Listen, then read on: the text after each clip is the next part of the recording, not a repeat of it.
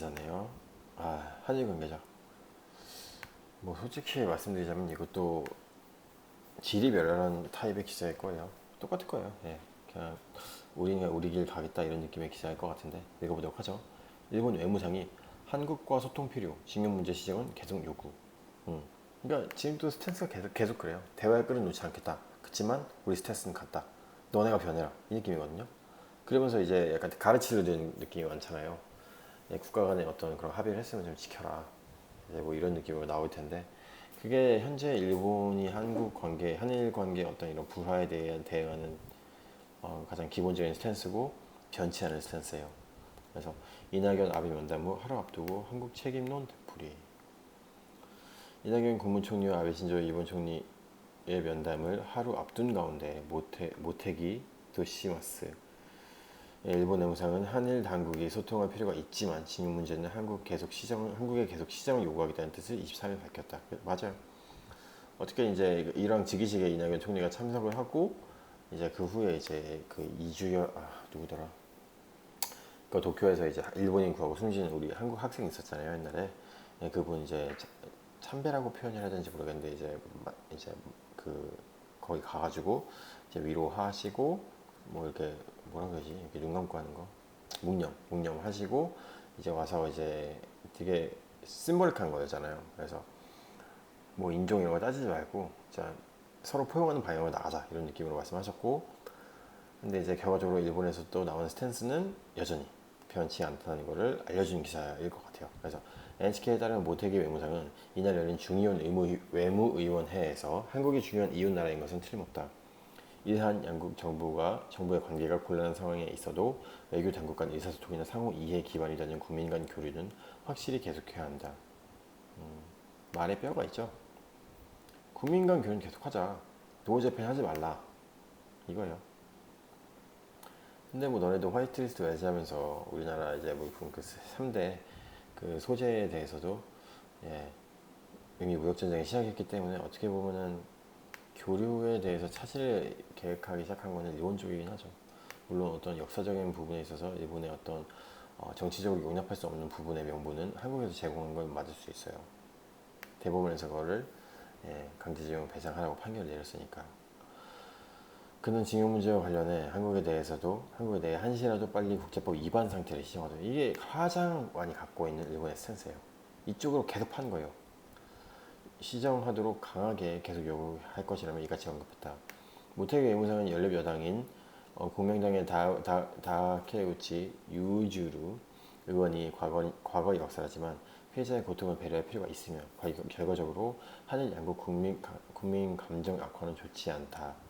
일본 측도 양국 갈등을 극복할 지혜를 내야 하지 않겠느냐고 질의하자 이같이 반응했다.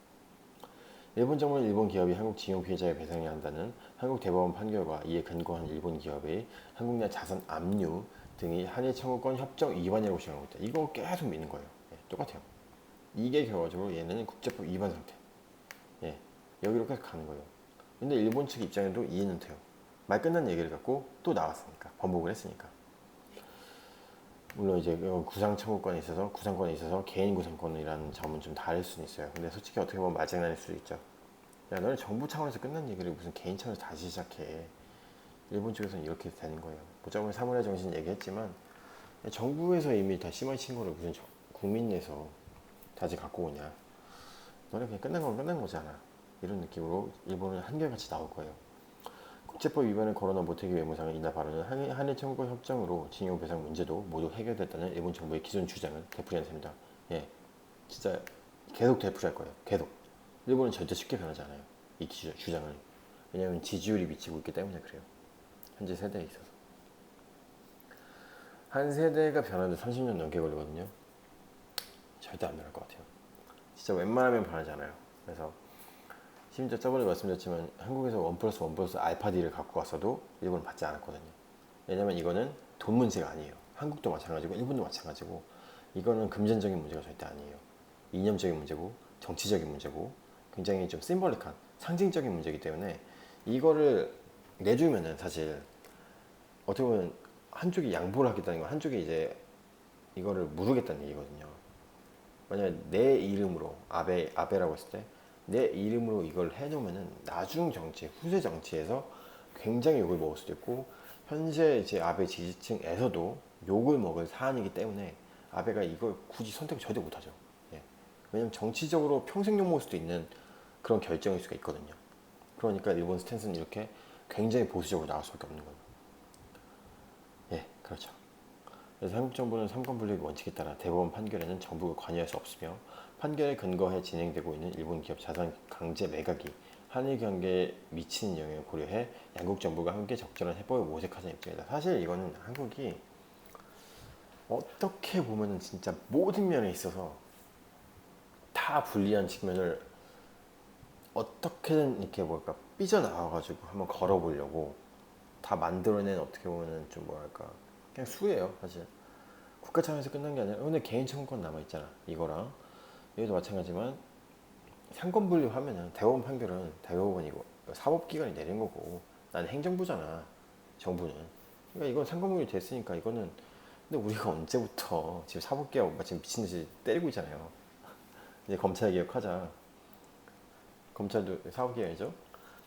언제부터 우리나라 사법부가 그렇게 참 투명하게 상권 분립 이뤄서 가져갔었어요. 웃긴 거죠 보면서도. 그러니까 좀 그냥 뭐 한국인이니까 당연히 이해는 해요. 우리 정부가 어떻게든 진짜 명분 만들어서 다시 한번 우리 그 할머니 할아버지들 그런 어떤 억울했던 그런 과거 한번 진짜 상처 한번 진짜 보듬어 주자. 그거 하는 건 한국인 입장에서 충분히 이해는 되지만 아 뭐랄까 너무 명분 없는 싸움하고 있어요 사실. 사실 그때 잘했어야 돼요. 우리가 이거 그냥 간단하게 제가 그냥 개인적으로 내세우면은 우리나라가 박정희 대통령 때 한일 국교 정상을 했고 사실 그때도 정말 많은 데모가 있었던 걸로 알고 있어요. 근데 진짜 어떻게 보면 그분들의 상처와 한 그분들의 어떤 진짜 상처와 한이죠. 어릴 때 못 모르고 끌려가셔가지고 이제 진짜 평생 일에만 바치시거나 평생 성노리게 성노예로 하시다가 죽을 위험 고비 넘기시면서 살아오신 그 한 맺힌 인생 그분들의 진짜 어떻게 보면 이거 어떻게 표현해야 될지 모르겠어요. 진짜 막 진짜 거의 뭐야 난파된 듯한 바닷가운데 난파된 듯한 그런 인생을 모아서 이걸 대가로 돈을 받아온 거잖아요 사실. 박정희 정권 때 그나마 정말 잘했다 뭐 이제 뭐 잘했다고 그럴 수는 없겠지만 그 돈을 허튼 데 쓰지 않은 건 정말 다행인 것 같아요. 만약 그 돈을 물론 이제 이후락이라든지 뭐 이런 친구들이 다 먹어가지고 지금 뭐 떵떵거리 사는 것도 있고 뭐 박정희 그 뭐야 무슨 보고서지 까먹었네요. 어차피 박정희 까는 그런 여러 가지 그 다큐멘터리도 있잖아요. 돈을 안 챙긴 거 아니다. 뭐 그때 그 월남 파병에서도 그 각각 그 보상금 있었는데 그것도 꿀꺽했다 이런 게 있지만 어쨌든 그 규모가 현재 정치인들이 해먹고 있는 어떤 여러 가지 뭐 다른 나라 이런 거 봤을 때 부패한 진짜 정치에서 나올 수 있는 그렇게 하진 않았기 때문에 그래도 그런 돈들이 포항제철로도 들어가고 이래서 우리나라 어쨌든 경제 부흥을 하는데 말씀드린 대부분이 알고 있잖아요. 한강의 기적을 진짜 만들어낸 건 사실이죠. 그래서 이것도 사실 그러다 보니까 그러니까 우파라든지 그 수혜를 받던 기업들 입장에서는 뭐 친일을 하겠다는 게 아니라 박정희를 뭐 엄청나게 뭐 이게 빠는 게 아니라 어쨌든 우리가 그걸 해서 경제판을 발전이 이렇게 왔고 내가 이렇게 하는데 어떤 이익을 담당했다고 하시는 그 세대가 있잖아요. 그 세대 안에서는 이게 좀 나오기 힘든 부분이었죠. 어쨌거나 그 돈 가지고 우리가 나라 발전하는데 발전 썼는데 그래서 발전을 다 좋게 어떻게 보면 공공선 자체를 절대적인 수치만 놓고 봤을 때는 증가한 건 사실이거든요. 물론 인권이라든지 뭐 인혁당 사건이라든지 여러 가지 면에서 독재를 한 건 맞지만 국민 전체의 삶의 질이 월등히 나아진 건 정말 사실이에요.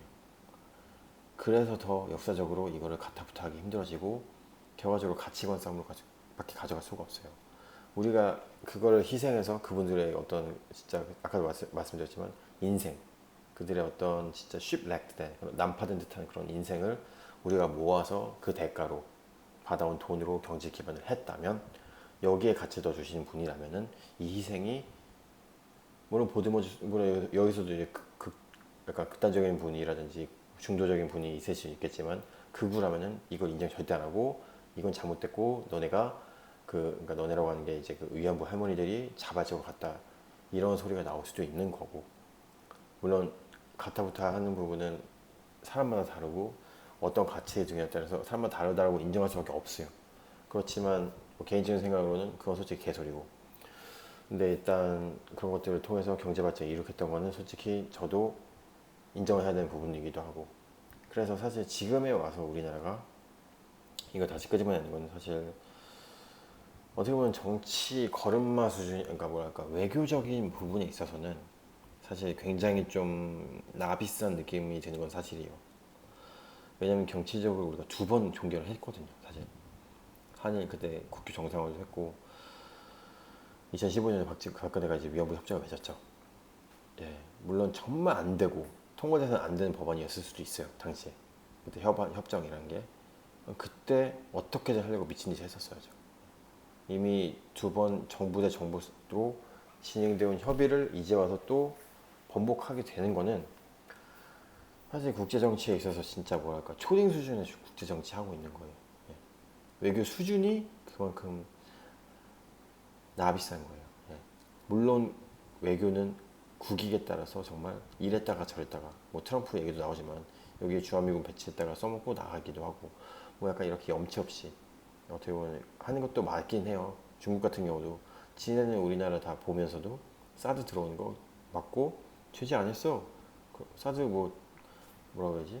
사드 제재 아니야. 그렇지만 알고 보면 우리나라 막 이마트라든지 롯데 다 엄청나게 제재 가하고 있고 한한령 때리고 관광객 안 보내고 우리나라도 마찬가지잖아요. 그런 거에 당하면서 짧게 생길 때 중국 새끼도 이렇게 했지만 우리도 현재 일본한테 진행하고 있는 부분은 거기서 따온 거잖아요.